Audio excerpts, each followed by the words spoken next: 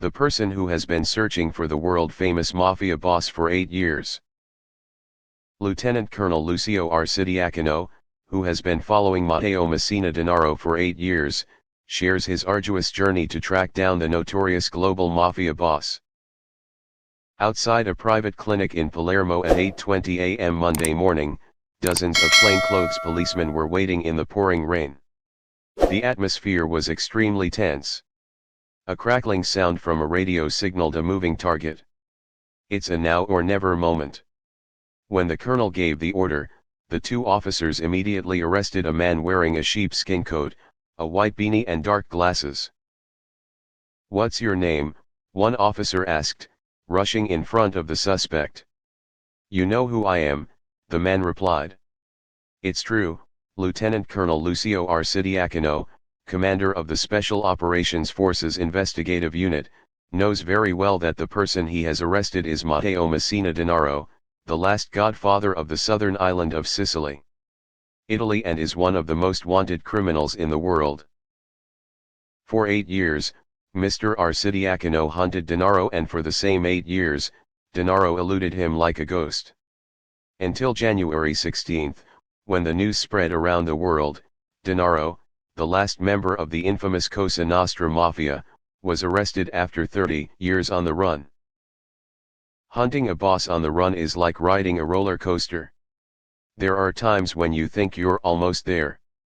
Then there are times when you're flying very close, and months later you realize the trail you've been following is a dead end, Arcidiacono said in an interview. Mafia boss and Lieutenant Colonel Arcidiacono were both born and raised in Sicily. When Denaro went on the run in June 1993, beginning his disappearance, Mr. Arcidiacono submitted an application to the police academy. Those were the years of mafia terror, in which the bosses launched a bombing campaign and Denaro was ultimately held accountable. In 1993, I was only 20 years old. The murder of anti-mafia judges Giovanni Falcone and Paolo Borsellino the previous year affected me deeply and gave me the motivation to become a police officer, Arcidiacono said. In 2003, Mr. Arcidiacono was sent to Naples, where in those years the bloody Battle of Secondigliano was raging in the streets between the Camorra gangs. It was a very difficult period, but also very important from a professional point of view, he said. If there's one thing Mr. Arcidiacono does well, it's spying on the mafia. In 2005, he assisted in the arrest of Paolo Di Loro, nicknamed the Cirizo Millionaire, one of the world's most powerful drug dealers.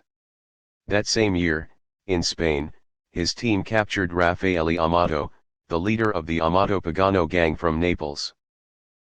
The turning point came in 2015, when Mr. Arcidiacono was transferred to the Sicilian capital Palermo. There he faces his most complex task yet, hunting down Denaro. Denaro, who once declared, "I fill a cemetery alone," is behind some of the most horrific crimes committed by the mafia, including the 1996 murder of Giuseppe Di Matteo. Year after year, on the other hand, Italian investigators relentlessly confiscated Denaro's businesses and arrested more than 100 of his accomplices. But every time the authorities seem to get closer to their goal, Denaro disappears. "We tried to corner him. We have arrested his relatives and his defenders.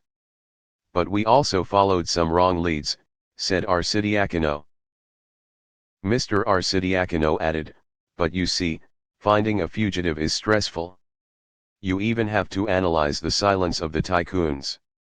The story is that 2 people got into the car and didn't say a word because they were afraid of being overheard.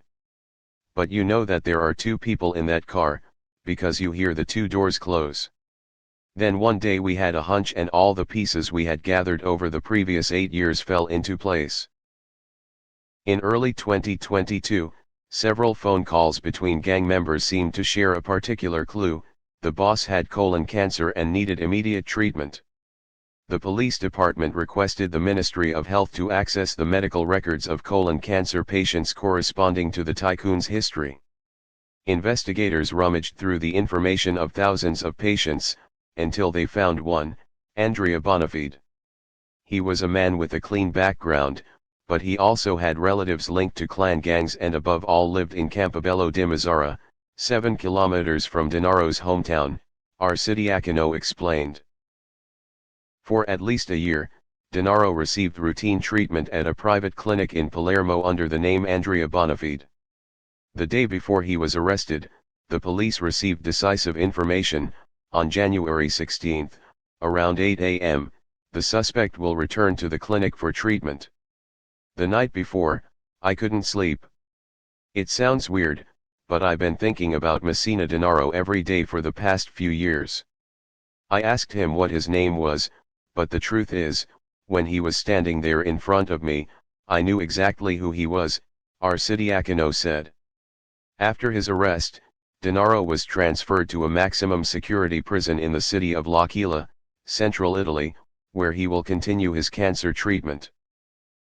For Lieutenant Colonel Arcidiacono, his name will go down in history alongside Mr. Elliot Ness, who deposed Al Capone, Captain Ultimo, who captured the bloodthirsty boss Toto Riina, and police chief Renato Cortese, who imprisoned the godfather of the Corleonesi clan, Bernardo Provenzano. But Mr. Arcidiacono believes his work has just begun. We have an obligation to find the people who have protected Dennaro all these years, he said. Our work is not over yet, on the contrary we still have a long way to go.